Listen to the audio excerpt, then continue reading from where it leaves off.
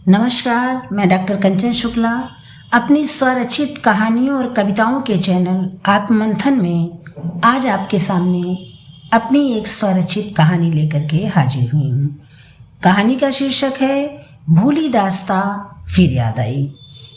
इस कहानी में एक ऐसे निर्दयी बेटे की कथा कही गई है जो अपने माता पिता को छोड़कर विदेश चला जाता है और वहीं एक विदेशी लड़की से शादी कर लेता है।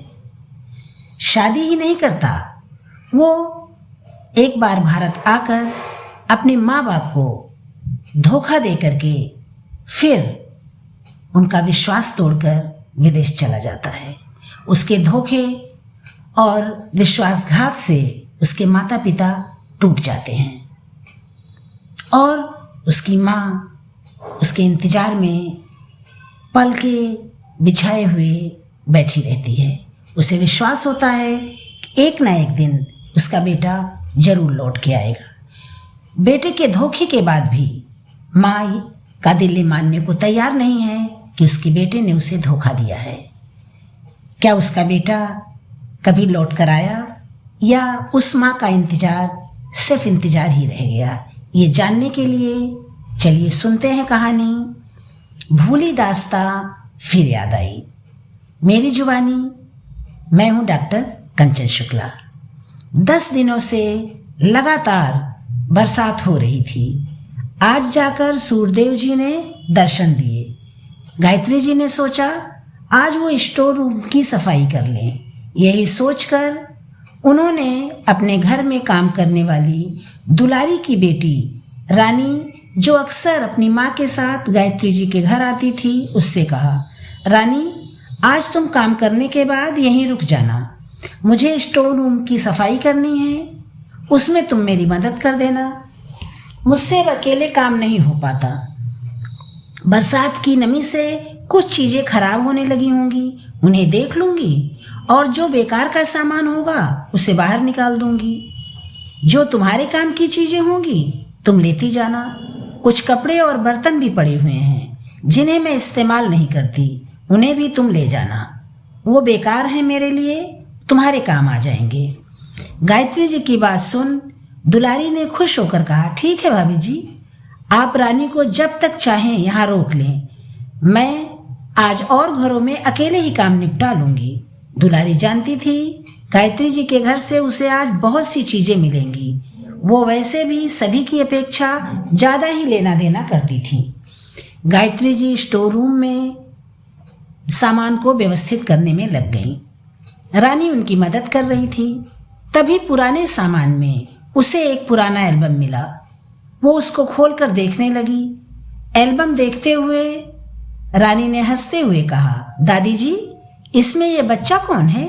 क्या ये विदेश वाले भैया का बेटा है? रानी की बात सुन गायत्री जी ने चौंक कर उसकी तरफ देखा तो उसके हाथ में वही एल्बम था जिसको वो बहुत दिनों से ढूंढ रही थी, जो उन्हें मिल नहीं रहा था। वो मिलता भी कैसे? उसे तो शायद उसके पति ने स्टोर रूम में छुपा दिया था। गायत्री जी ने जल्दी से एल्बम रानी के हाथ से ले लिया। उसकी फोटोओं को देखते हुए रुधी आवाज में बोली, नहीं रे, ये तो तेरे अभय भैया की बचपन की तस्वीर है, पर यह एल्बम यहाँ कैसे आया? मुझे कुछ याद नहीं आ रहा है।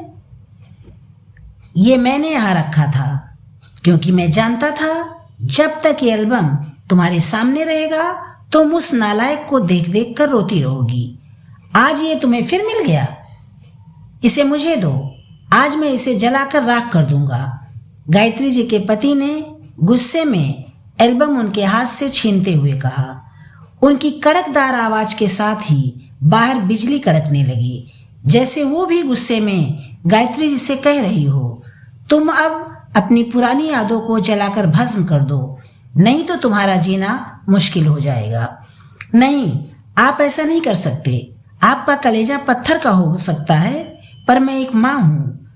मैं आप जैसा कठोर दिल कहाँ से लाऊं? हमारे बेटे ने हमें भुला दिया, उसने हमारे साथ विश्वासघात किया, पर मैं उसे कैसे भूल जाऊं? मैंने उसे 9 महीने अपनी कोख में रखा था। मुझे विश्वास है एक ना एक दिन वो लौटकर मेरे पास अपनी माँ के पास जरूर आएगा। गायत्री जी ने एल्बम अपने पति से लेकर उसे सीने से लगाते हुए रोते हुए कहा, वो कभी नहीं आएगा, वो तो तुम्हारी अर्थी को कंधा देने भी नहीं आएगा। उसने एक विदेशी लड़की के लिए हमारे प्यार को, इस देश को भुला दिया है। अब तुम भी उसे भूल जाओ। वो अब वापस लौटकर नहीं आएगा। उसके लौटने की आस बेईमानी है। अगर उसे हमसे प्यार होता तो वो हमें छोड़कर कभी नहीं जाता।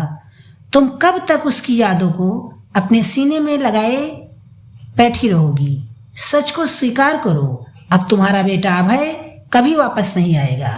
गायत्री जी के पति ने झल्ला कर कहा, वह आएगा, ये एक माँ का विश्वास है, तुम देखना। तब आपसे पूछूंगी कि आप जीते या मेरा विश्वास। गायत्री जी ने दृढ़ता से कहा और एल्बम में अपने बेटे की बचपन की तस्वीर को प्यार से निहारते हुए उस पर हाथ फेरते हुए अतीत की यादों में खोती चली गई। गायत्री के पिता बलदेव बिजली विभाग में क्लर्क थे। गायत्री की माँ एक सीधी साधी घरेलू औरत थी। बलदेव के परिवार में उनके वृद्ध माता पिता, 2 कुंवारी बहनें और एक छोटा भाई था। इन सब की जिम्मेदारी बलदेव पर थी। अपनी छोटी सी नौकरी में बलदेव ने बहुत मुश्किल से अपने परिवार की जिम्मेदारियों को पूरा किया। बलदेव की शादी के 5 साल बाद गायत्री का जन्म हुआ। गायत्री के जन्म के साथ ही बलदेव और उनकी पत्नी ने अपने आप से वादा किया था कि वो अपनी बेटी की शादी उस घर में करेंगे जहाँ धन दौलत की कोई कमी नहीं होगी। उनके बेटी के जीवन में वो दुख नहीं आएंगे जो उन्होंने अपने जीवन में देखा है। गायत्री ने भी बचपन से अपने माता पिता को एक एक पैसों को जोड़कर घर चलाते हुए देखा था। गायत्री बचपन से ही बहुत समझदार थी। वो पढ़ लिख कर डॉक्टर बनना चाहती थी, लेकिन उसके पिता के पास इतना पैसा नहीं था कि वो उसे डॉक्टर बना पाते। ग्रेजुएशन करने के बाद बलदेव ने गायत्री की शादी सुरेश जी से कर दी। सुरेश ने गायत्री को एक शादी में देखा था। गायत्री को देखते ही सुरेश उसकी सुंदरता के दीवाने हो गए। उन्होंने शादी का प्रस्ताव बलदेव के घर भिजवाया।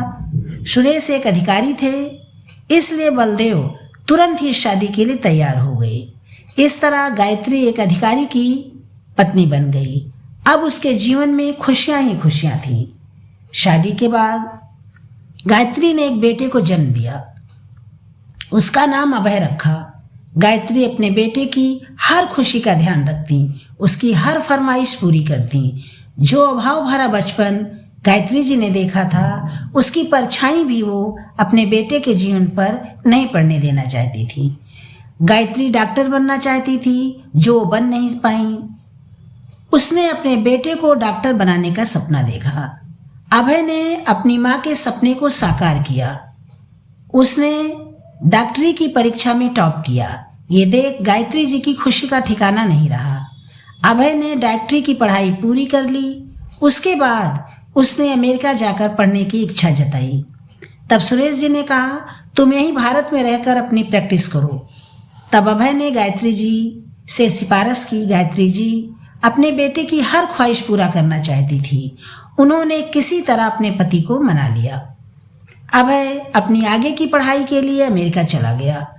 कुछ महीनों तक उसका फ़ोन आता रहा, फिर धीरे धीरे वो भी कम हो गया। उसके बाद उसका फ़ोन आना भी बंद हो गया। अभय को अमेरिका गए 3 साल हो गए थे।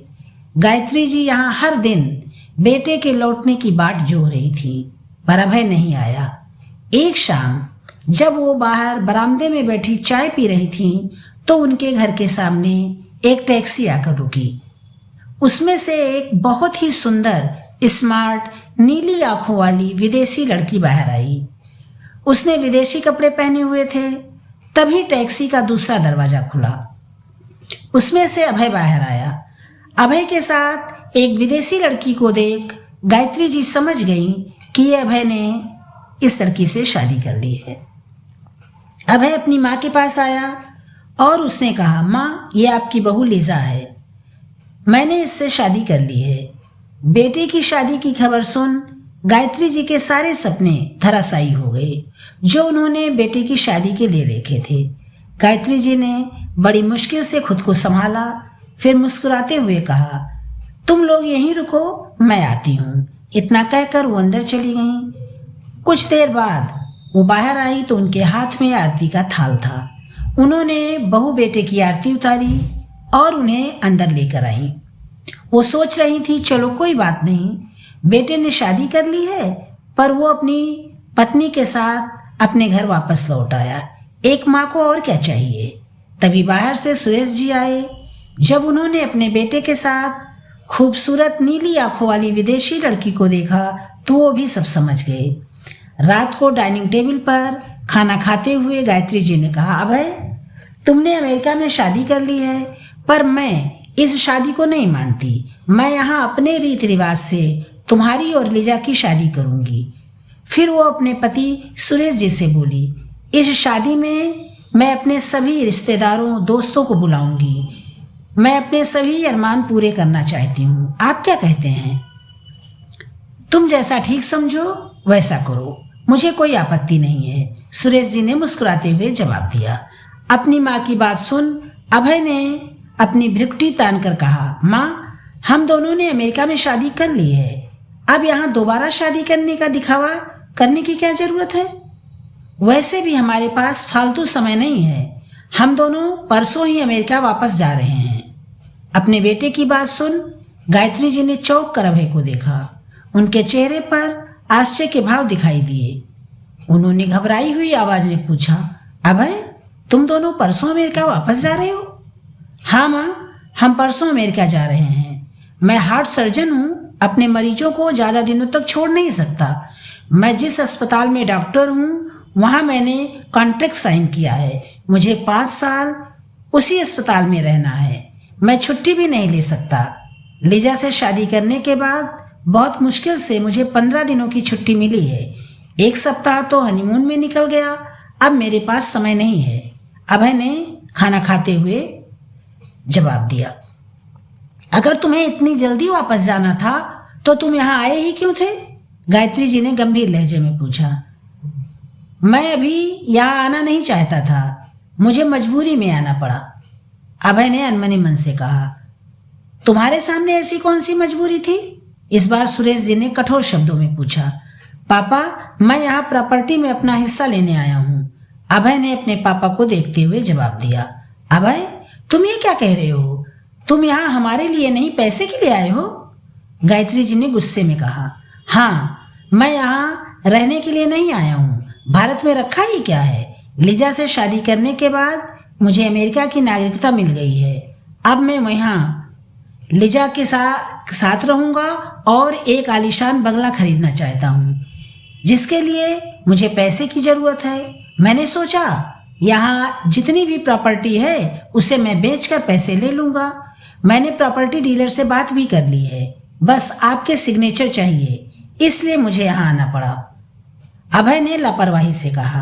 अभय की बात सुन जहाँ गायत्री जी के चेहरे पर आश्चर्य और दुख की लकीरें उभर आई, वहीं दूसरी तरफ सुरेश जी का चेहरा गुस्से से लाल हो गया। उनकी आंखों से गुस्से की चिंगारी निकलने लगी।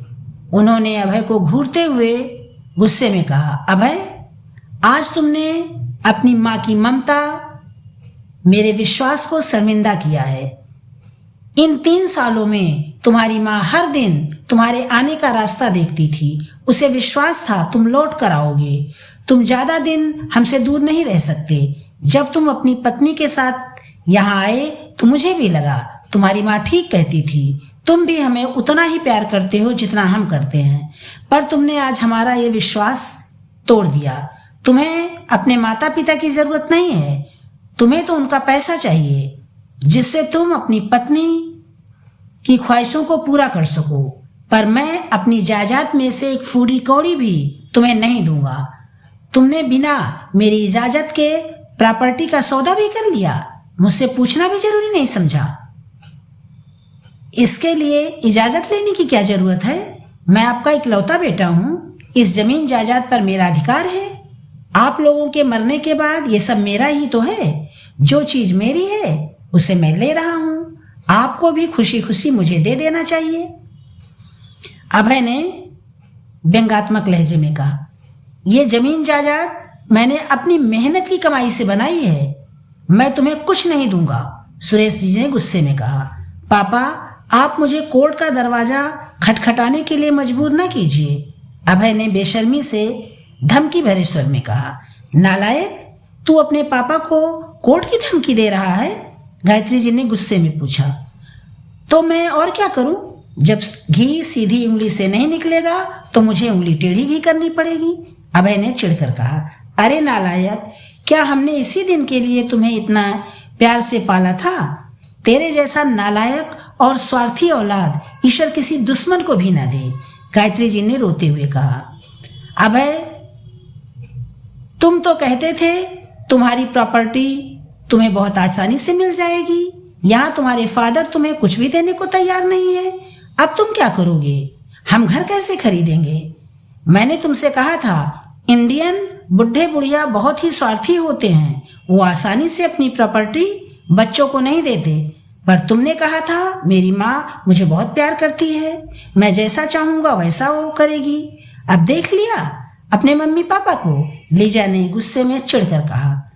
सुन लिया गायत्री तुमने अपने सपूत की बातें? ये लोग यहाँ हमसे मिलने या हमारे साथ रहने नहीं आए थे, बल्कि हमारी जायदाद लेने आए थे।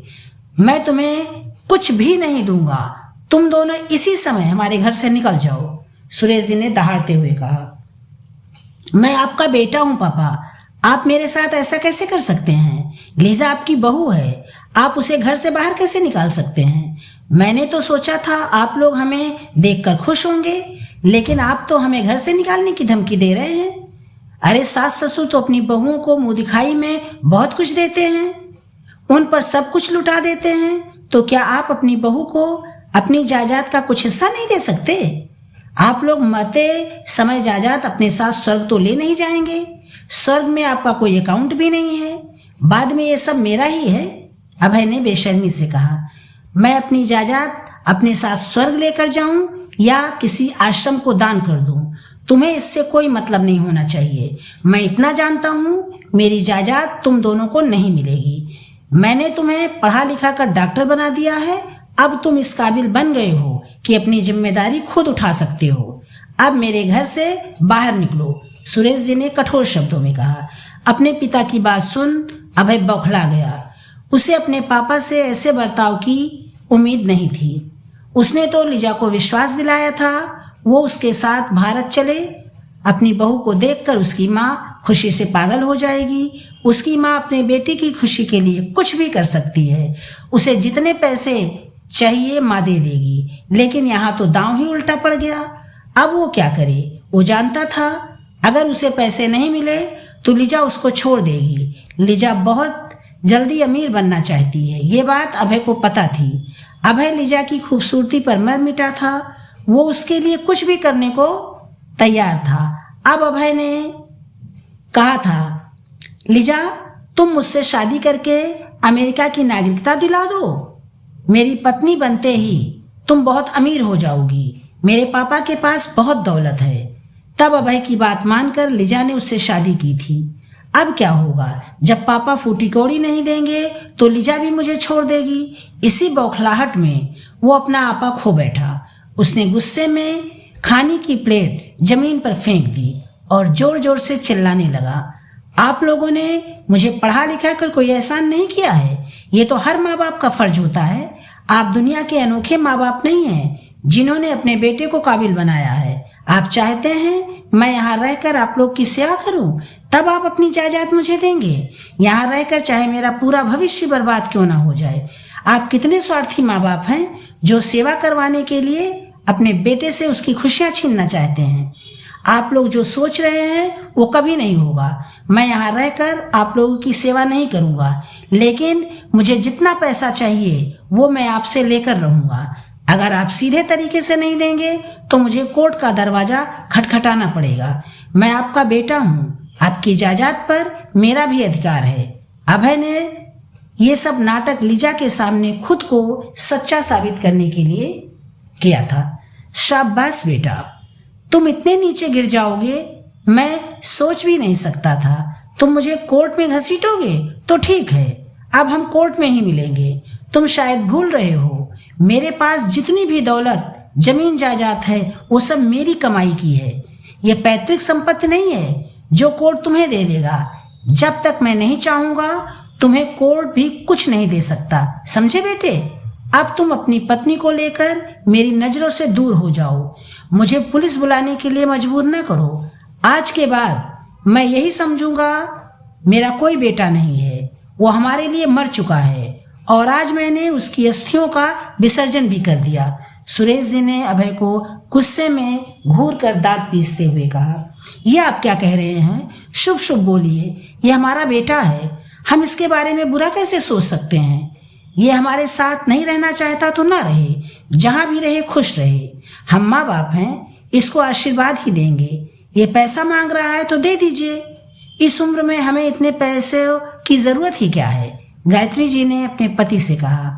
उनके चेहरे पर दर्द सिमटा हुआ था। मैं इसे फूटी कौड़ी भी नहीं दूंगा। इसने बेटा बनकर मांगा होता तो शायद मैं दे भी देता, लेकिन इसने अभी जो कुछ कहा वो एक बेटा कभी नहीं कहेगा। ये हमारा बेटा अभय नहीं, लीजा का पति है। इसे अपनी पत्नी की अय्याशियों के लिए पैसा चाहिए। मेरे पास इसकी पत्नी की अय्याशियों के लिए पैसा नहीं है, सुरेश जी ने कठोर शब्दों में कहा। सुना तुमने अभय, तुम्हारे पापा किस तरह मेरा अपमान कर रहे हैं। मैं इस घर में अब एक पल भी नहीं रहूंगी। तुम्हें रहना है तो तुम रहो, और हाँ, अगर तुमने अपना वादा पूरा नहीं किया तो मैं तुम्हें तलाक दे दूंगी। जिस घर का सपना मैंने देखा है वह मैं खरीद कर रहूंगी। अगर तुम मुझे खरीद कर नहीं दोगे तो मैं तुमसे तलाक लेकर किसी अमीर लड़के से शादी कर लूंगी, तब वो मुझे वो घर खरीद कर देगा। इतना कहकर लीजा अपने कमरे में चली गई।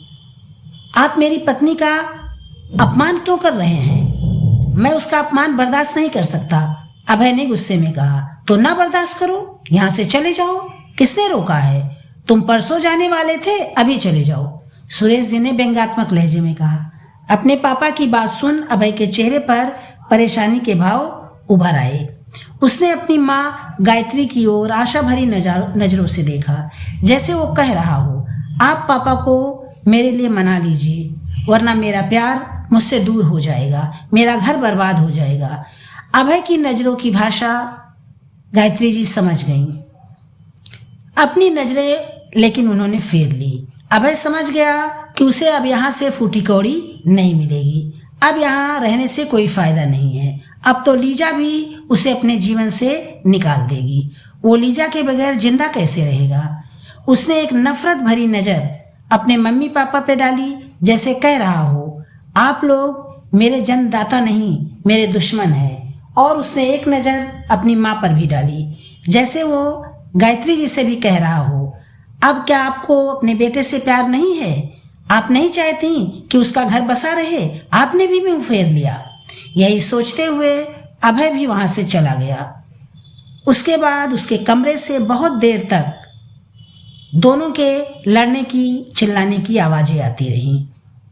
अभय और लीजा एक दूसरे पर इल्जाम लगा रहे थे। सुरेश जी उस पर कोई ध्यान नहीं दे रहे थे, वो शांत बैठे थे। गायत्री जी से रहा नहीं गया, वो एक माँ थी।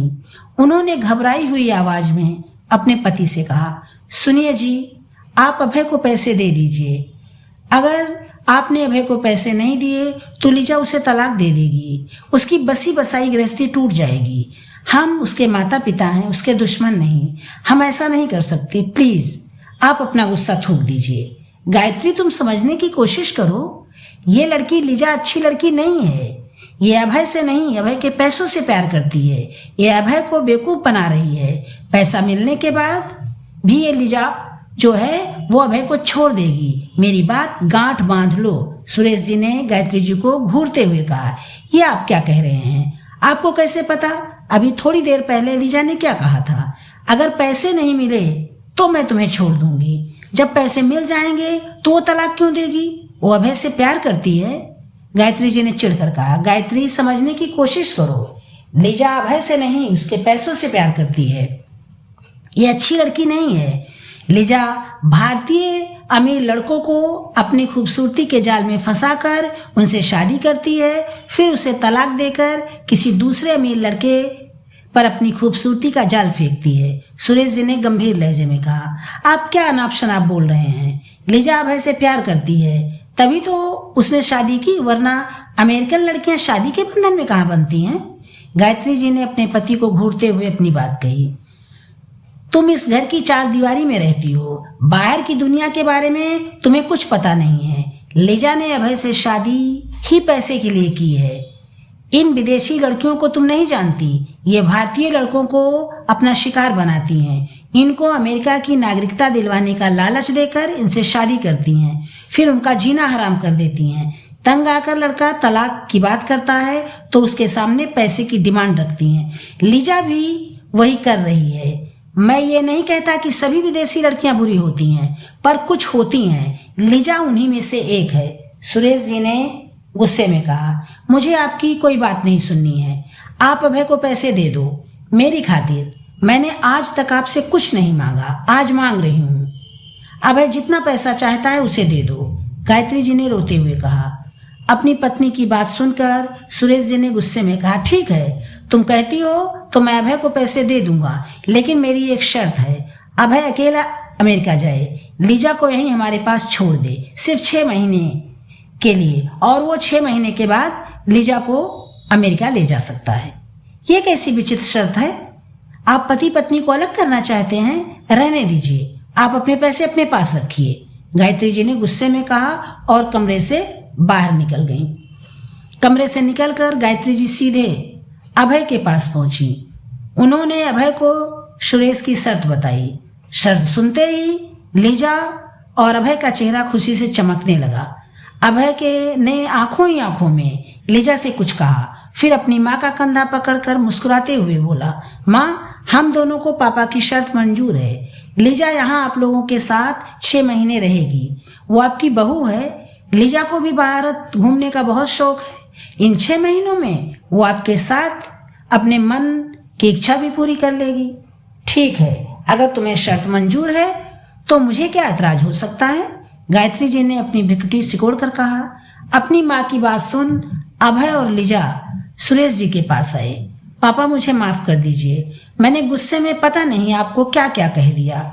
मैं भी क्या करता, आपने भी तो मुझे घर से निकल जाने के लिए कह दिया था।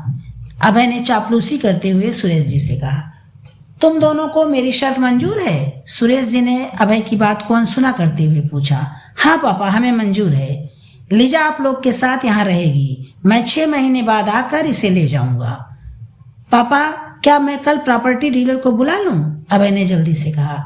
अभी तुम लोग जाकर सो जाओ, इस बारे में सुबह बात करेंगे, सुरेश जी ने गंभीर लहजे में कहा।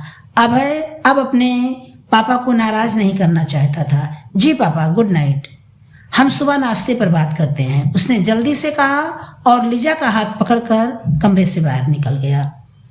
तुमने उस बुढ़े से अभी बात क्यों नहीं की? कहीं ऐसा तो नहीं बुढ़ा हमें बेवकूफ बना रहा हो? वो इतना नाराज था, इतनी जल्दी मान कैसे गया? मुझे तो उसकी कोई चाल लगती है। लिजा ने टूटी फूटी हिंदी में अपनी बात कही। धीरे बोलो, कहीं पापा ने सुन लिया तो तुम उन्हें बुढ़ा कह रही हो तो सब गड़बड़ हो जाएगी, अभय ने लिजा को घूरते हुए कहा। अभय लिजा के साथ कमरे में आ गया। उसने कमरे का दरवाजा बंद किया, लिजा को बिस्तर पर बिठाकर मुस्कुराते हुए बोला, लिजा, हमारा प्लान सक्सेस होने वाला है। अब हमें पहले वाली कोई भी बेवकूफ़ी नहीं करनी चाहिए। अब तुम्हारा क्या प्लान है मुझे बताओ। मैं यहाँ इन बुढ़े बुढ़िया के साथ 6 दिन नहीं रहूंगी। 6 महीने तो बहुत दूर की बात है, लिजा ने गुस्से में कहा। तुम्हें यहाँ 1 दिन भी नहीं रहना है, तुम मेरे साथ ही अमेरिका चलोगी, अभय ने रहस्यमयी मुस्कुराहट के साथ कहा। वो कैसे? तब तो बुढ़ा पैसा देगा ही नहीं, लिजा ने मुंह बनाकर कहा। पहले मेरी बात तो सुनो। कल पापा प्रॉपर्टी के पेपर पर सिग्नेचर कर देंगे।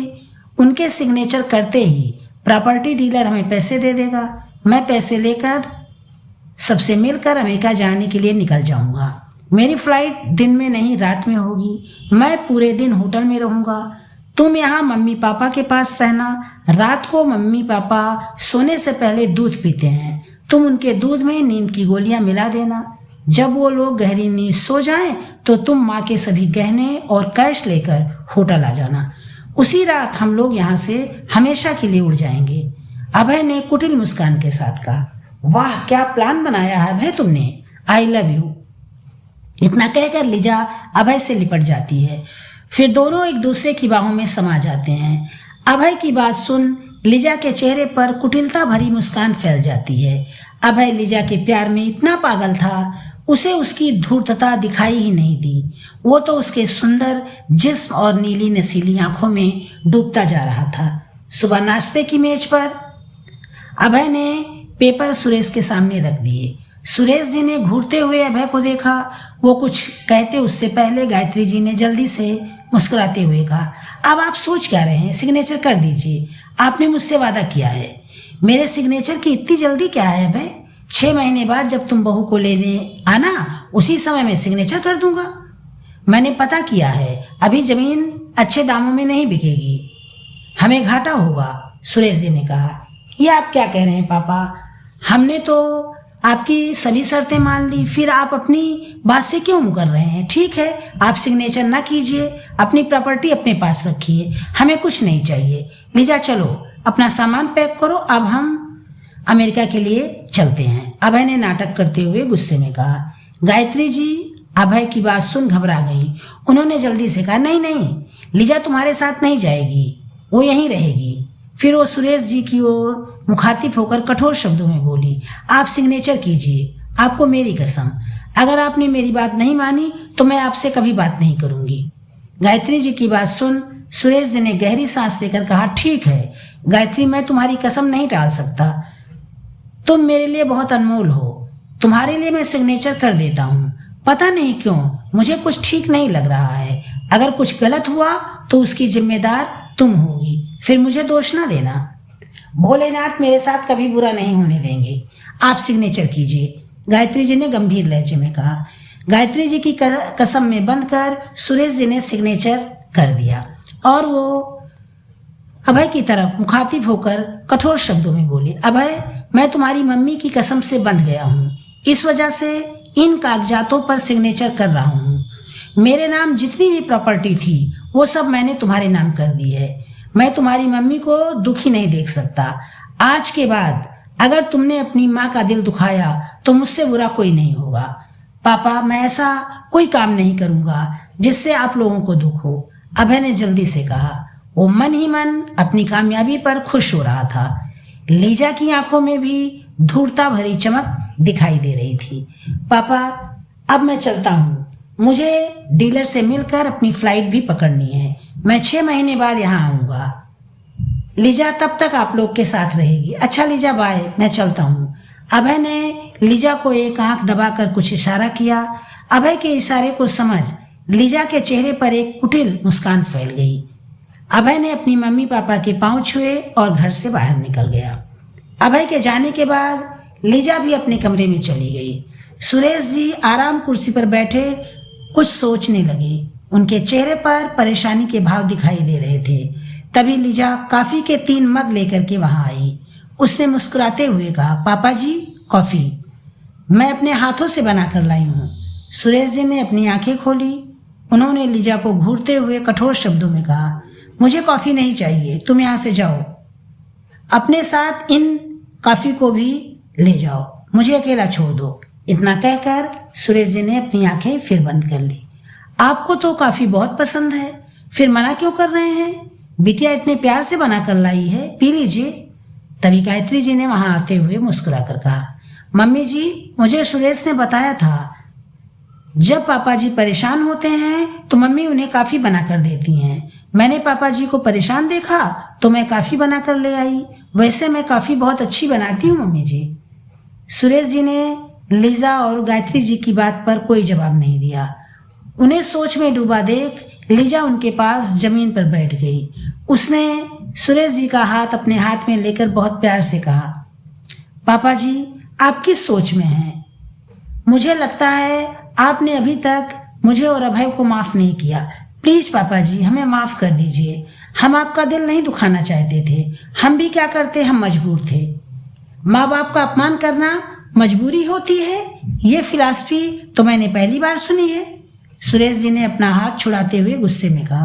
पापा जी, सुरेश ने सच बताने के लिए मना किया था। वो नहीं चाहता था कि आप दुखी हों, लेकिन अब लगता है मुझे सच बताना ही पड़ेगा। लीजा ने दुखी होने का नाटक करते हुए कहा। कैसा सच, कैसी मजबूरी, मुझे बताओ।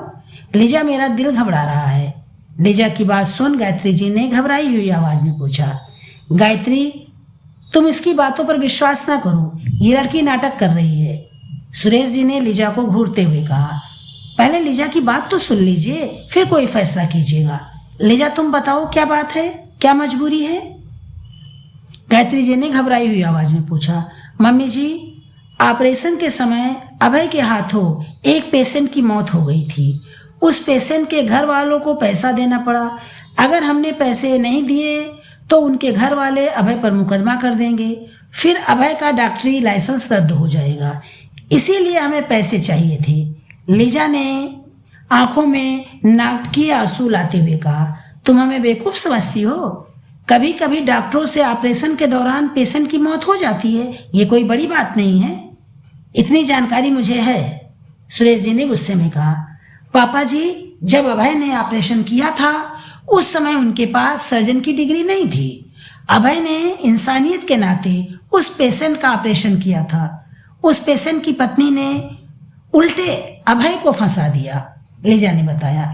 लीजा की बात सुन गायत्री जी के साथ साथ सुरेश जी भी चौंक गए। सुरेश जी ने गंभीर लहजे में पूछा। तुम कहना क्या चाहती हो, साफ साफ कहो। पापा जी, अभय को डिग्री मिलने में कुछ ही महीने बाकी थे। ये 1 साल पहले की बात है। अभय के senior doctor out of city थे। रात को एक हार्ट सर्जरी का केस आया। पेशेंट की हालत बहुत ही क्रिटिकल थी। उसके बचने की उम्मीद बहुत कम थी। उस पेशेंट की पत्नी अपने पति को बचाने के लिए अभय के हाथ पैर जोड़ने लगी। उस पत्नी को गिड़गिड़ाता देख अभय ऑपरेशन के लिए तैयार हो गए। उन्हें उम्मीद थी वो इस ऑपरेशन को सक्सेसफुली कर लेंगे। अभय के साथ काम करने वाले एक जूनियर डॉक्टर जो उस समय ऑपरेशन थिएटर में था, अभय के साथ वो भी था। उसकी लापरवाही से पेशेंट की जान चली गई। उस जूनियर डॉक्टर ने जानबूझकर अभय को फंसाने के लिए ऐसा किया था। वो अभय की कामयाबी से जलता था। अगर ये ऑपरेशन अभय सक्सेसफुली कर लेते तो अभय का नाम अमेरिका के टॉप 10 हार्ट सर्जन में आ जाता, लेकिन दुर्भाग्यवश ऐसा नहीं हुआ। फिर हमने और अभय ने और सीनियर डॉक्टर ने मिलकर उस औरत को पैसे का लालच देकर कोर्ट जाने से रोका। हमारे पास जितने पैसे थे हमने उसे दे दिए। अब जब हमारे पास पैसे कम पड़े तो हमें आप लोगों के पास आना पड़ा। पापा जी, अभय ये सारी बातें आपको बताना नहीं चाहते थे। अभय को विश्वास था आप उन्हें पैसे दे देंगे। जब आपने मना किया तो बौखला गए। उसी बौखलाहट में हमने आपका अपमान कर दिया। हम दिल से आप दोनों का बहुत सम्मान करते हैं पापा जी। लीजा की बात सुन जहाँ गायत्री जी के चेहरे पर अपने बेटे के लिए विश्वास की आभा दिखाई दी, वहीं दूसरी तरफ सुरेश जी सोच में पड़ गए, जबकि लीजा अपने झूठ की कामयाबी पर मंद मंद मुस्कुरा रही थी। देखा आपने, मैं कह रही थी मेरा बेटा ऐसा नहीं है, पर आप अपने ही खून पर अविश्वास कर रहे थे। गायत्री जी ने गर्व से अपनी गर्दन तानकर मुस्कुराते हुए कहा। अभय को मुझसे झूठ बोलने की क्या जरूरत थी? वो सच बताकर भी तो पैसे मांग सकता था। ये बात अभी भी मुझे समझ नहीं आ रही है, सुरेश जी ने कहा। पापा जी, जब आप लोगों को ये बात पता चलती कि अभय का कैरियर खत्म होने वाला है तो आप दोनों को बहुत बड़ा धक्का लगता। हम आप दोनों को दुखी नहीं करना चाहते थे, बस इसीलिए हमने आपके सामने खुद को बुरा साबित करने का फैसला किया। हमने सोचा था जब सब ठीक हो जाएगा तो हम सच्चाई आप लोग को बताकर क्षमा मांग लेंगे। बस पिताजी, हमने यही सोचा था। लीजा ने जल्दी से कहा। वो पापा की जगह पिताजी बोलकर और अच्छा इंप्रेशन देना चाहती थी। वो नहीं चाहती थी कि सुरेश जी अब ज्यादा बाल की खाल निकाले। पापा जी, आपकी कॉफी ठंडी हो गई है, मैं दूसरी बनाकर लाती हूँ। लीजा ने वहां से उठते हुए बात को टालते हुए कहा। लीजा की बातों पर सुरेश जी को विश्वास नहीं हो रहा था। उनकी गहरी सोच में कुछ चल रहा था। उनकी गहरी सोच को देखकर गायत्री जी ने हंसते हुए कहा, क्या सोच रहे हैं? कहीं ये तो नहीं कि लीजा झूठ बोल रही है? तुमने कैसे जाना? सुरेश जी ने गायत्री जी से पूछा। मैं 30 साल से आपके साथ हूँ, मुझसे ज्यादा आपको कौन जान सकता है? वैसे भी बाल की खाल निकालना आपकी पुरानी आदत है, पर यहाँ कुछ नहीं मिलेगा। अभय हमारा बेटा है, उसके बारे में गलत ना सोचिए, गायत्री जी ने मुस्कुराते हुए जवाब दिया। गायत्री, तुम बात की गहराई को समझ नहीं रही हो। तुम्हारी आंखों पर ममता का पर्दा पड़ा हुआ है। जब मैंने पैसे देने से इनकार किया तो लीजा ने क्या कहा था? अगर तेरे बुढ़े बाप ने पैसे नहीं दिए तो वो अभय को तलाक दे देगी। अब वो दूसरी कहानी सुना रही है। मैं उसकी बातों पर कैसे विश्वास कर लूं? मुझे दाल में कुछ काला लग रहा है। सुरेश जी ने कुछ सोचते हुए कहा। आप गलत सोच रहे हैं। अगर अभय को कोई चाल चलनी होती तो अमेरिका क्यों जाता? वो लीजा को हमारे पास छोड़ने के लिए तैयार क्यों हो जाता? लीजा यहाँ अकेली है। अभय अमेरिका जा चुका है। लीजा इस शहर में किसी को जानती भी नहीं। वो क्या चाल चलेगी? ये सब आपके दिमाग का फितूर है और कुछ नहीं। ईश्वर पर विश्वास कीजिए, सब ठीक होगा, गायत्री जी ने कहा और वहां से चली गई। गायत्री जी की बात सुन सुरेश जी अपने मन में उठ रहे विचारों से बाहर निकलने की कोशिश कर रहे थे, लेकिन वो निकल नहीं पा रहे थे। उनका मन अशांत था। उनकी अंतरात्मा उन्हें आगाह कर रही थी जैसे कुछ बहुत बुरा होने वाला है। वो किसी निष्कर्ष पर पहुंच नहीं पा रहे थे। उन्होंने गहरी सांस लेते हुए अपने विचारों को झटका। उसके बाद वो घर के बाहर निकल गए। इधर लीजा अपनी योजना की तैयारियों में लग गई। शाम को उसने गायत्री जी और सुरेश जी की पसंद का नाश्ता बनाया। उन्हीं के साथ बैठकर चाय पीते हुए अमेरिका की बातें बताती रही। उसने अपने बारे में भी बताया कि उसके पापा ने दूसरी शादी कर ली है। उसकी माँ ने उसे अकेले पाल पोस कर बड़ा किया। अब अभय से शादी करने के बाद उसकी माँ उसके साथ ही रहती है। बातें करते हुए कब अंधेरा हो गया किसी को पता ही नहीं चला। तभी लीजा की नज़र घड़ी पर गई। उसने चौंकते हुए कहा, मम्मी जी 7 बज गए, अभी खाना भी बनाना है। अभय ने बताया था कि आप लोग 9 बजे तक खाना खा लेते हैं, फिर सोने से पहले दूध पीते हैं। हाँ, हम लोग 9 बजे तक खाना खा लेते हैं, आज देर से खा लेंगे, गायत्री जी ने मुस्कुराते हुए कहा। मम्मी जी, इस उम्र में अपनी रूटीन के साथ कोई समझौता नहीं करना चाहिए, सेहत के लिए अच्छा नहीं होता। मैं जल्दी से कुछ बना देती हूँ। मुझे इंडियन खाना बनाना आता है, मैंने अभय के लिए सीखा है। आप लोग क्या खाएंगे बताइए, लीजा ने बच्चों की तरह खुश होकर कहा। लीजा, तुम कुछ भी बना लो जो तुम्हें अच्छे से बनाना आता हो। ससुराल में तुम्हारी पहली रसोई है। आज खाना बनाने के बदले तुम्हें नेक भी मिलेगा, गायत्री जी ने मुस्कुराते हुए कहा। नेक क्या होता है मम्मी जी? लीजा ने पूछा। नेक का मतलब है उपहार। हमारे यहाँ रिवाज है, जब बहू पहली बार ससुराल में खाना बनाती है तो घर के सभी लोग उसे उपहार देते हैं, गायत्री जी ने बताया। वाह, आप मुझे क्या नेक देंगी मम्मी जी? लीजा ने खुश होकर पूछा। लीजा की बातों और व्यवहार से ऐसा लग रहा था कि वो बिल्कुल अपनी है। उसके व्यवहार को देखकर कोई कह नहीं सकता था कि वो नाटक कर रही है। अभी कुछ नहीं बताऊंगी, जब तुम हमें खाना परोसोगी तब देख लेना हम तुम्हें क्या नेक देंगे, गायत्री जी ने बहुत प्यार से कहा। तब तो मुझे जल्दी से किचन में जाना चाहिए जिससे नेक मिलने में ज़्यादा देरी ना हो। मुझे पता है आप मुझे कोई बहुत महंगा गिफ्ट देंगी। अब मैं किचन में जा रही हूँ। इतना कहकर लीजा वहाँ से चली गई। पागल लड़की, गायत्री जी ने लीजा को प्यार से देखकर बलिहारी वाली नज़रों से उसे निहारा। लगभग 2 घंटे बाद लीजा ने गायत्री जी के कमरे में आकर मुस्कुराते हुए कहा, मम्मी पापा चलिए, डिनर डाइनिंग टेबल पर लग गया है। सुरेश और गायत्री जी डाइनिंग टेबल पर आकर बैठ गए। लीजा ने उन दोनों के लिए खाने की प्लेट लगाई। गायत्री और सुरेश जी प्लेट में अपनी पसंद का खाना देखकर चौंक गए। खाने में मटर पनीर, कोफ्ते, भरवा भिंडी, शाही पुलाव, पूरी, मूंग दाल की कचौरी, प्याज का रायता था। दोनों ने लीजा की ओर देखा तो उसने मुस्कुराते हुए कहा, मम्मी पापा अभय ने मुझे आप दोनों की पसंद बता दी थी।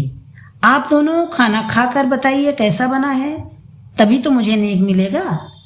जबकि लीजा मन ही मन मुस्कुरा रही थी कि उसने फ़ोन करके अभय से उसके माँ बाप की पसंद के बारे में पूछा था।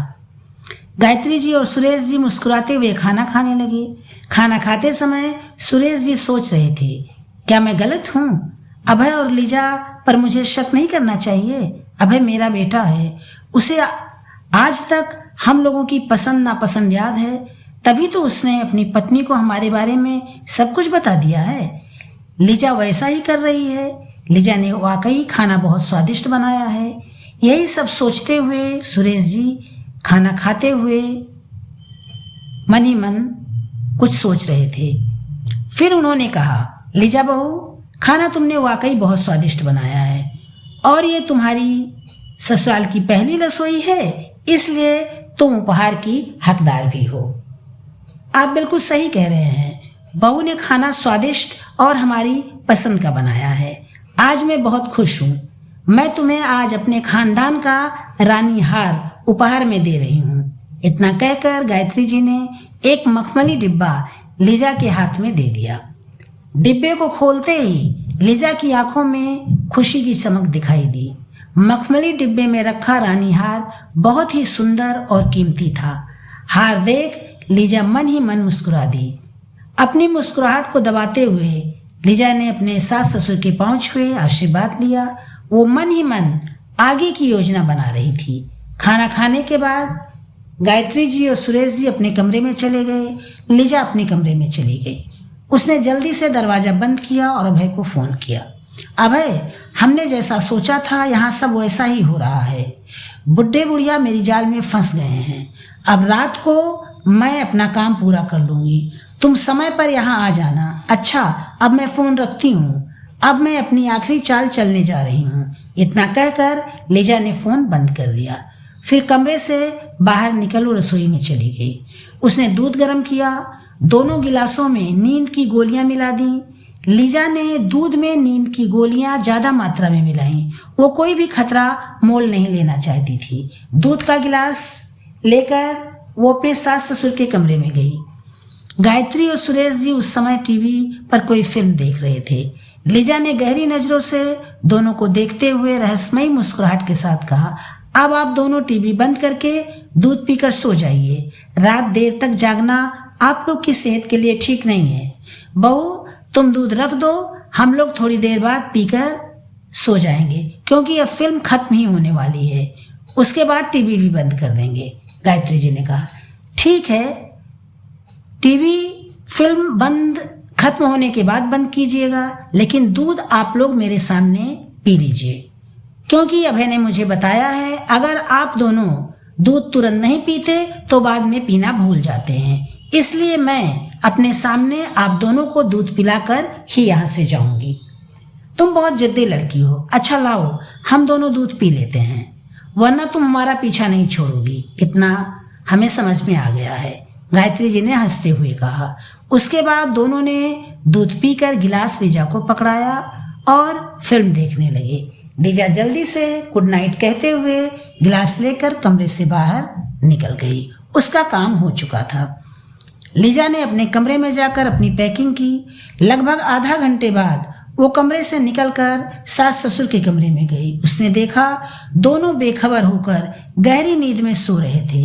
टीवी चल रही थी। लीजा ने टीवी बंद नहीं की। उसने कमरे में रखी अलमारी खोली, उसमें से गहने और कैश निकालकर कमरे से बाहर आ गई। लगभग 1 घंटे बाद अभय वहां आया। अभय ने धीरे से पूछा, काम हो गया? लीजा ने इशारे से सिर हिला दिया। फिर दोनों एक दूसरे को देखकर मुस्कुरा दिए। अचानक आसमान में बिजली कड़की। दोनों घबरा गए। उन्हें डर था कहीं उसके मम्मी पापा उठ ना जाएं। आज एक बेटे ने अपने माता पिता के विश्वास का खून किया था। शायद इसीलिए प्रकृति भी नाराज हो रही थी। बिजली कड़कने के साथ ही मूसलाधार बारिश शुरू हो गई। लीजा ने अभय से कहा, अभय जल्दी करो, हमें एयरपोर्ट पहुंचना है, वरना फ्लाइट छूट जाएगी। अभय ने गहरी सांस लेकर एक नज़र अपने माता पिता पर डाली और घर से बाहर आकर टैक्सी में बैठ गया। लिजा जैसे ही टैक्सी में बैठी, टैक्सी ड्राइवर ने टैक्सी आगे बढ़ा दी। टैक्सी सड़क पर दौड़ रही थी। बारिश के कारण टैक्सी की रफ्तार धीमी थी। तभी लिजा ने गुस्से में कहा, ड्राइवर तेज चलो, हमें एयरपोर्ट जल्दी पहुंचना है, हमारी फ्लाइट छूट जाएगी। मेम साहब, इतनी तूफानी बारिश में मेरी टैक्सी इससे तेज नहीं चलेगी, मुझे अभी ऊपर जाने का शौक नहीं है। टैक्सी ड्राइवर ने चिढ़कर कहा, तुम्हारी हिम्मत कैसे हुई मुझसे इस तरह बात करने की? तुम एक ड्राइवर हो, अपनी औकात न भूलो। लिजा ने गुस्से में चिल्लाकर कहा। लिजा की बात सुनते ही टैक्सी ड्राइवर ने टैक्सी सड़क के किनारे रोक कर कहा, मैडम अब तो मैं आपको एयरपोर्ट लेकर नहीं जाऊंगा, मेरी टैक्सी से बाहर निकलो। टैक्सी ड्राइवर की बात सुन अभय के चेहरे पर घबराहट छा गई। उसने गुस्से में घूर कर लिजा को देखा। टैक्सी ड्राइवर की बात सुन लिजा भी सकपका गई। बाहर तूफानी बरसात हो रही थी, रह रहकर आसमान पर बिजली कड़क रही थी। सड़क पर इक्का दुक्का वाहन ही आते जाते दिखाई दे रहे थे। अभय को हर हाल में अमेरिका की फ्लाइट पकड़नी ही थी। उसे डर था सुबह जब उसके मम्मी पापा को होश आएगा तो वो चुप नहीं बैठेंगे, वो लिजा के खिलाफ केस दर्ज कर देंगे। अब भारत में रुकना उनके लिए खतरे से खाली नहीं था। यही सोचते हुए अभय ने चापलूसी भरे स्वर में टैक्सी ड्राइवर से कहा, ड्राइवर भैया, अपनी पत्नी की तरफ से मैं आपसे माफ़ी मांगता हूँ। मेरी पत्नी ने जो भी कुछ कहा वो गुस्से में कह दिया। इनकी माँ की तबीयत बहुत ख़राब है, वो अमेरिका में है। अगर आज हमारी फ्लाइट छूट गई तो हम 2-3 दिन यहाँ से नहीं जा पाएंगे। इसी घबराहट में मेरी पत्नी आपसे कुछ ज़्यादा ही बोल गई। हम आपसे माफ़ी मांगते हैं। सारी ड्राइवर भैया, मुझे माफ़ कर दीजिए। लिजा ने भी समय की नाजुकता को देखते हुए जल्दी से क्षमा मांगी। ठीक है, अगर ऐसी बात है तो मैं आप लोगों को समय पर एयरपोर्ट पहुंचा दूंगा।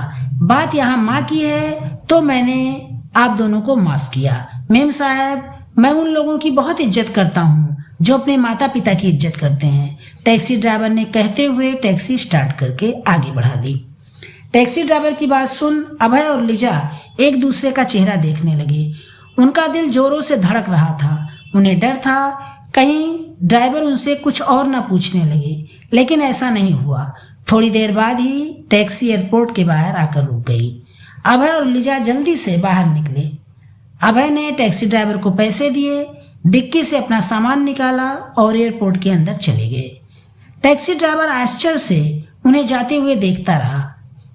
उसे समझ नहीं आ रहा था वो दोनों इतनी जल्दी में क्यों हैं। फिर उसने सोचा, मैं भी कितना बेवकूफ़ हूँ। उन्होंने कहा तो था उनकी अमेरिका की फ्लाइट है, अगर छूट गई तो 3 दिन बाद ही फ्लाइट मिलेगी। उनका अमेरिका पहुंचना जरूरी है। मेम साहब की माँ की तबीयत ठीक नहीं है, इसीलिए वो दोनों जल्दी में थे। अभय और लिजा जैसे ही एयरपोर्ट के अंदर पहुंचे, उनके नाम का अनाउंसमेंट हो गया। दोनों सीधे फ्लाइट में आकर अपनी सीट पर बैठ गए। थोड़ी देर बाद ही अमेरिका जाने वाली फ्लाइट रनवे पर दौड़ती हुई हवा से बातें करने लगी। अभय और लिजा ने चैन की सांस ली। लिजा मुस्कुराते हुए बोली, अभय, मैं आज बहुत खुश हूँ। हम अपने मकसद में कामयाब हो गए। अब हमारे पास दौलत की कोई कमी नहीं है। हमारे सभी सपने पूरे होंगे। हम अपने साथ बहुत पैसा लेकर जा रहे हैं। हाँ, तुम ठीक कह रही हो। मुझे तो अभी भी विश्वास नहीं हो रहा है कि पापा ने इतनी आसानी से अपनी प्रॉपर्टी मुझे दे दी। अभय ने मुस्कुराते हुए कहा। अभय ये भूल गया, वो अपने मकसद में कामयाब तो हो गया, पर उसने अपनी कामयाबी के लिए अपने मम्मी पापा के विश्वास का खून किया है। उनके दिल को चाक चाक करके उनको जीते जी मार डाला है। वो अपने पिता की दौलत के साथ साथ उनका विश्वास, उनकी आशाएं, उनके सपनों की राख भी अमेरिका लेकर जा रहा है। पर इस समय अभय कुछ भी सोचने समझने की स्थिति में नहीं था। वो तो अपनी सफलता का जश्न लिजा के साथ मना रहा था। अभय अपनी जिस खुशी का सेलिब्रेशन लिजा के साथ कर रहा था, उस खुशी की नींव में एक माँ की ममता और पिता का विश्वास दफन था। अभय आज अपने मम्मी पापा के भरोसे की चिता जला उसका अंतिम संस्कार कर अपनी विदेशी पत्नी के साथ अमेरिका जा रहा था। वो दौलत के मद में चूर अपने सुनहरे भविष्य के लिए ख्वाब बुन रहा था, पर उसने आज क्या खोया इसका उसे भान नहीं था। शायद इसीलिए लोग प्यार को अंधा कहते हैं। इधर हवाई जहाज अपनी उड़ान भर रहा था। आसमान पर सूरज की लाली छाने लगी थी। अब सवेरा होने में ज़्यादा समय नहीं था। दूसरी तरफ सुरेश का घर अंधकार में डूबा हुआ था। उस घर में अंधेरा फैले भी क्यों ना, जब कुल के दीपक ने ही माँ बाप के सपनों की चिता जलाई हो। सुबह जब दुलारी काम पर आई तो उसने देखा गेट खुला हुआ था। उसे कुछ अजीब लगा। वो मन ही मन सोचने लगी, आज गेट खुला क्यों है। फिर अचानक उसे याद आया, अरे घर में विदेशी बहू रानी आई हुई हैं, वो सुबह की सैर को गई होंगी। यही सोचते हुए घर में दाखिल हुई। घर में सन्नाटा पसरा हुआ था। दुलारी फिर चौंकी, क्या आज भाभी जी अभी तक सो रही हैं? ऐसा तो पहले कभी नहीं हुआ। वो तो सुबह जल्दी ही उठ जाती हैं, फिर आज अभी तक कैसे सो रही हैं? यही सोचते हुए दुलारी ने गायत्री जी के कमरे के सामने जाकर आवाज लगाई, भाभी जी आज आपको उठना नहीं है क्या? आप अभी तक सो रही हैं? अंदर से कोई आवाज नहीं आई। दुलारी ने एक दो आवाज और लगाई। अभी भी अंदर सन्नाटा था। तब दुलारी का मन किसी अनहोनी की आशंका से घबराने लगा। उसने दरवाजे को धक्का दिया। दरवाजा अंदर से बंद नहीं था, धक्का लगते ही खुल गया। अंदर का नजारा देखकर दुलारी की चीख निकल गई। सुरेश और गायत्री जी बिस्तर पर बेहोश पड़े थे। उनकी ऐसी हालत देख दुलारी का चेहरा दहशत से पीला पड़ गया। उसे कुछ सुझाई नहीं पड़ रहा था, वो क्या करे। उसने गायत्री जी को हिलाते हुए आवाज दी, पर गायत्री जी निस्तेज पड़ी रही। तभी दुलारी की नजर अलमारी पर पड़ी। उसने देखा अलमारी का दरवाजा खुला हुआ था। दुलारी मन ही मन सोचने लगी, कहीं भाभी जी और साहब की किसी चोर ने हत्या तो नहीं कर दी। ये विचार आते ही वो चिल्लाते हुए पड़ोस के घर डॉक्टर वर्मा के यहाँ गई। डॉक्टर साहब आप कहाँ हैं? मेरे साथ जल्दी चलिए। गायत्री भाभी जी और साहब जी की किसी चोर ने हत्या कर दी है, वो अपने बेडरूम में पड़े हुए हैं। दुलारी की चिल्लाने की आवाज़ सुन डॉक्टर वर्मा और उनकी पत्नी सविता जी बाहर आए। उन्होंने घबराई हुई आवाज़ में पूछा, दुलारी तुम चिल्ला क्यों रही हो, क्या हुआ? डॉक्टर साहब, पड़ोस वाली गायत्री भाभी जी और साहब की किसी चोर ने हत्या कर दी, दुलारी ने रोते हुए कहा। दुलारी की बात सुन डॉक्टर वर्मा और सविता जी गायत्री जी के घर की ओर दौड़ पड़े। दुलारी की आवाज़ सुन आसपास के अन्य लोग भी बाहर आ गए। जब उनको गायत्री जी के बारे में पता चला तो वो लोग भी उनके घर आ गए। डॉक्टर वर्मा जब सुरेश जी के कमरे में पहुंचे तो उनका मन भी घबरा गया। उन्होंने आगे बढ़कर उनकी नब्ज देखी तो नब्ज चल रही थी। डॉक्टर वर्मा ने गायत्री जी की भी नब्ज देखी, उनकी सांसें भी चल रही थीं। डॉक्टर वर्मा के चेहरे पर मुस्कान फैल गई। उन्होंने जल्दी से कहा, ये दोनों बेहोश हैं, मरे नहीं हैं। डॉक्टर वर्मा, ये लोग बेहोश क्यों हो गए? कोई कारण तो होगा, एक पड़ोसी ने पूछा। अरे गायत्री भाभी की बहू नहीं दिखाई दे रही, वो कहाँ है? पड़ोस की सुनीता जी ने पूछा। भाभी जी, जब मैं यहाँ आई तो घर में कोई नहीं था, मुझे नहीं मालूम बहू रानी कहाँ है, दुलारी ने बताया। तब तक डॉक्टर वर्मा गायत्री जी और सुरेश जी का पूरा चेकअप कर चुके थे। चेकअप के बाद उनके चेहरे पर गंभीरता दिखाई देने लगी। उन्होंने गहरी सांस ली, उन दोनों को इंजेक्शन लगाया। दुलारी और आस पड़ोस के लोग डॉक्टर वर्मा से पूछने लगे, डॉक्टर साहब, क्या आपको बेहोशी का कारण पता चला? हाँ, ये लोग नींद की गोलियां खाकर बेहोश हुए हैं। मैंने इंजेक्शन लगा दिया है, थोड़ी देर में इन्हें होश आ जाएगा। ये ईश्वर की कृपा है कि सुरेश जी और भाभी जी बच गए। अगर 2-4 गोलियां ज़्यादा हो जाती तो इन दोनों की मौत निश्चित थी, डॉक्टर वर्मा ने गंभीर लहजे में बताया। इन्होंने नींद की गोलियां खाई ही क्यों? ये बात मुझे कुछ समझ नहीं आ रही है, डॉक्टर वर्मा की पत्नी सविता जी ने पूछा। इस बात का खुलासा तो सुरेश जी के होश में आने के बाद ही पता चलेगा। इनकी बहू दिखाई नहीं दे रही है, कहीं ऐसा तो नहीं उसने ही अपने सास ससुर को नींद की गोलियां दी हों?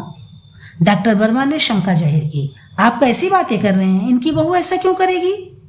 डॉक्टर वर्मा की पत्नी सविता जी ने कहा। वहां खड़े सभी लोग सुरेश जी की बहू को ही दोषी मान रहे थे। इसका सबसे बड़ा कारण था कि बहू घर पर नहीं थी। डॉक्टर साहब देखिए, भाभी जी को होश आ गया। तभी दुलारी ने जल्दी से कहा। डॉक्टर वर्मा ने देखा गायत्री जी और सुरेश जी दोनों को होश आ गया था।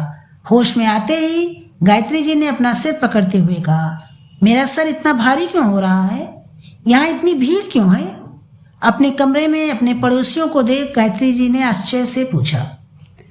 अपने कमरे में अपने पड़ोसियों को देख सुरेश जी भी अचंभित थे। मेरा सर भी बहुत भारी लग रहा है, उन्होंने भी कहा। फिर वो दोनों उठकर बिस्तर पर बैठ गए। वो कुछ पूछते उससे पहले ही दुलारी बोल पड़ी, भाभी जी मैं तो डर गई थी, पर डॉक्टर साहब ने आप लोग को बचा लिया। डॉक्टर साहब ने हमें बचा लिया? हमें हुआ क्या था? मैं कुछ समझा नहीं। लिजा, लिजा कहाँ है? सुरेश जी ने सवालों की झड़ी लगा दी। सुरेश जी आप घबराइए नहीं, अब सब ठीक है। मुझे समझ नहीं आ रहा है आप और भाभी जी ने इतनी सारी नींद की गोलियां क्यों खाई? सब ठीक तो है? डॉक्टर वर्मा ने आश्चर्य से पूछा। आप ये क्या कह रहे हैं डॉक्टर वर्मा? हम नींद की गोलियां क्यों खाएंगे? सुरेश जी ने आश्चर्य से कहा। यह सच है सुरेश जी, आप और भाभी जी की बेहोशी का कारण नींद की गोलियां हैं। आप समय देखिए क्या हो रहा है, सुबह के 10 बजे हैं। आप लोग अभी तक बेहोशी की हालत में थे। मैंने इंजेक्शन देकर दवा का असर खत्म किया। अगर दुलारी ने हमें ना बताया होता तो शायद बहुत देर हो जाती। जब दुलारी आपके कमरे में आई तो टीवी चल रही थी। आपकी बहू लिजा भी घर में नहीं थी। घर खुला हुआ था और आप दोनों बेहोश थे। आपके कमरे की अलमारी भी खुली हुई थी। डॉक्टर वर्मा ने सुरेश जी को गहरी नजरों से देखते हुए जवाब दिया। डॉक्टर वर्मा की बात सुन गायत्री जी और सुरेश जी को याद आया, लिजा ने जब जिद करके उन्हें दूध पीने के लिए मजबूर किया था तो उन्होंने दूध पी लिया। दूध पीने के थोड़ी देर बाद ही वो बिस्तर पर लेट गए। उसके बाद क्या हुआ उन्हें कुछ पता नहीं। तो क्या लिजा ने हमारे दूध में नींद की गोलियां मिला दी थी? हे भगवान, हमने जिस पर विश्वास किया वही विश्वासघाती निकली। सुरेश जी ने अपना सिर पकड़ लिया। जहां डॉक्टर वर्मा की बात सुन गायत्री जी स्तब्ध थीं, वहीं सुरेश जी की सोचने समझने की क्षमता शून्य हो गई थी। कमरे में खड़े पड़ोसी तरह तरह की बातें कर रहे थे। एक पड़ोसी ने कहा, मुझे तो ऐसा लगता है बहू के साथ इनका बेटा भी इस कुकर्म में शामिल है। हाँ हाँ, मुझे भी ऐसा लगता है। दूसरे पड़ोसी ने समर्थन किया। ये आप लोग क्या कह रहे हैं? वो मेरा बेटा है। मेरा बेटा हमारे साथ विश्वासघात क्यों करेगा? वो तो एक दिन पहले ही अमेरिका जा चुका है, गायत्री जी ने गुस्से में कहा।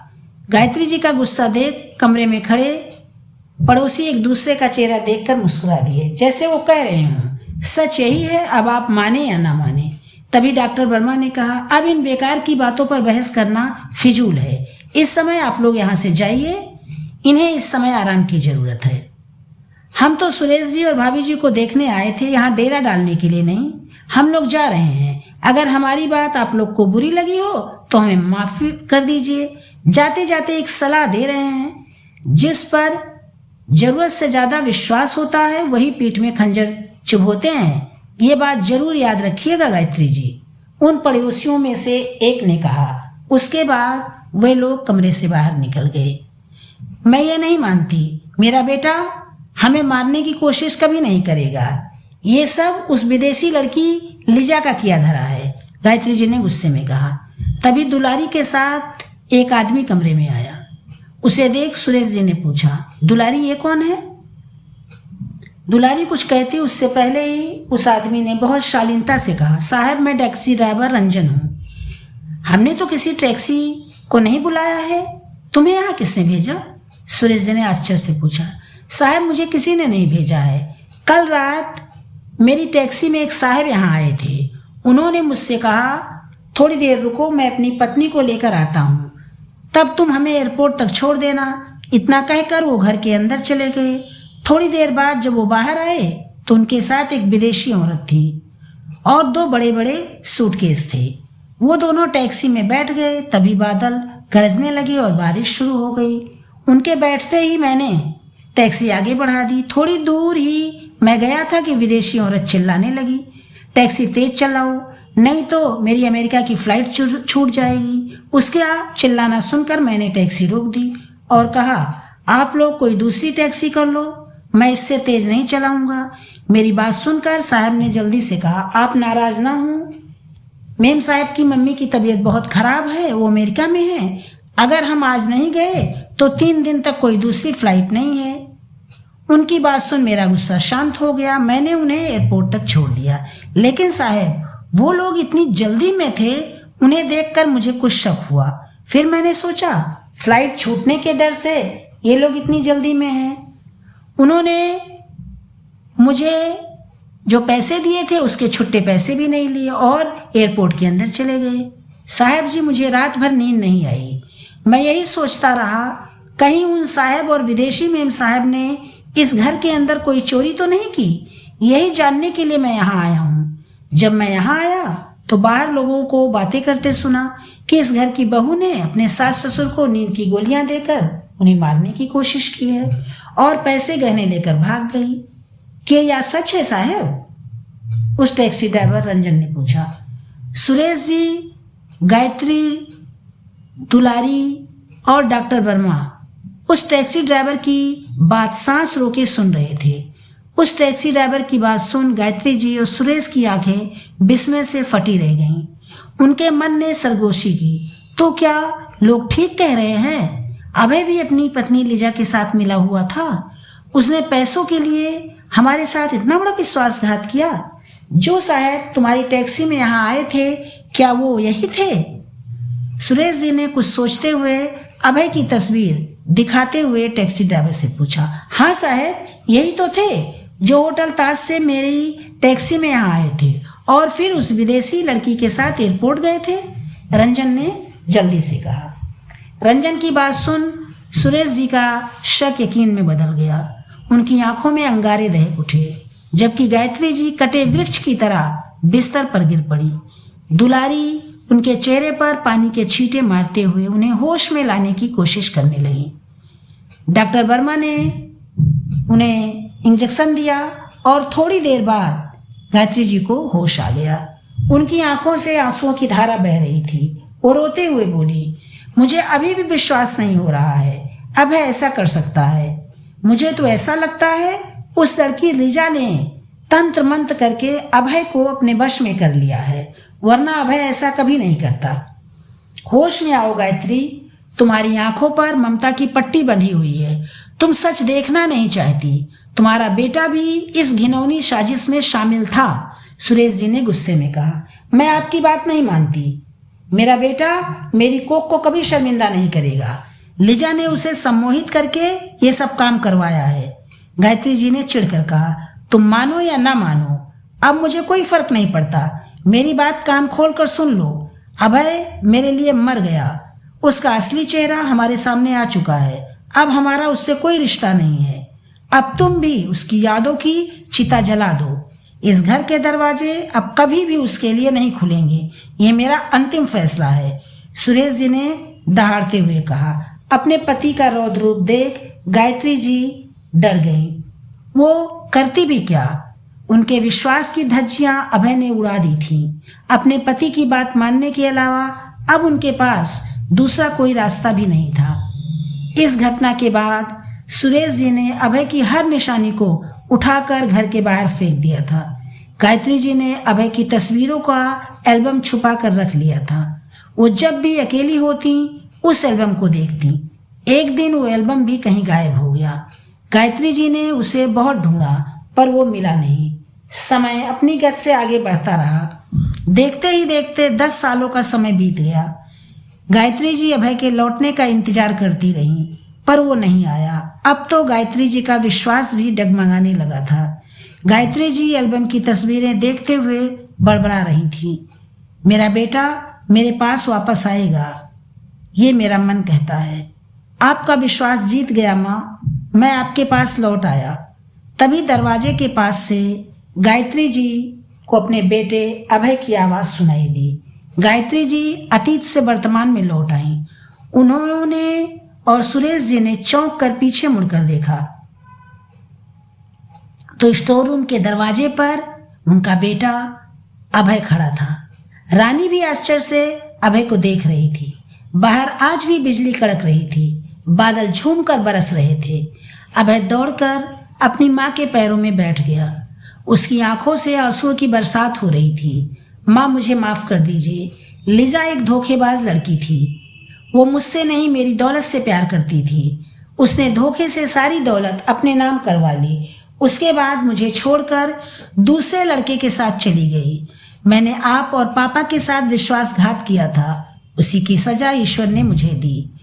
मेरी गलती माफ़ी के काबिल तो नहीं है, पर मुझे पूरा विश्वास है आप दोनों मुझे माफ़ कर देंगे। अभय ने अपनी माँ का पैर पकड़कर गिड़गिड़ाते हुए कहा। गायत्री जी और सुरेश जी ने देखा, आज अभय की आंखों में पछतावे के आंसू हैं। अपने बेटे की आंखों में पश्चाताप के आंसू देख गायत्री जी, उसके पति की आंखों में भी आंसू की धारा बह निकली। बाहर की बरसात उनकी आंखों की बरसात के आगे धीमी लग रही थी। आज एक माँ का विश्वास जीत जो गया था, इसलिए सावन भी उनकी खुशियों में शामिल होकर के झूमकर बरस रहा था। रानी के चेहरे पर भी मुस्कुराहट थी। ये थी मेरी कहानी भूली दास्तां फिर याद आई। आपको ये कहानी कैसी लगी ज़रूर बताइएगा कमेंट करके। और अगर कहानी आप लोग को अच्छी लगी हो तो इसे लाइक कीजिएगा, शेयर कीजिएगा और मेरे चैनल को सब्सक्राइब जरूर कीजिएगा। कहानी में एक माँ की ममता को दर्शाया गया है और अंत में बेटे को भी अपनी गलती का एहसास हो जाता है। अगर हर बेटा अपने माँ बाप के प्यार पर विश्वास करे तो उसे ऐसे धोखे नहीं मिलेंगे। ये थी मेरी कहानी। कल फिर मिलते हैं एक नई कहानी के साथ। आप सभी का दिन मंगलमय हो। नमस्कार।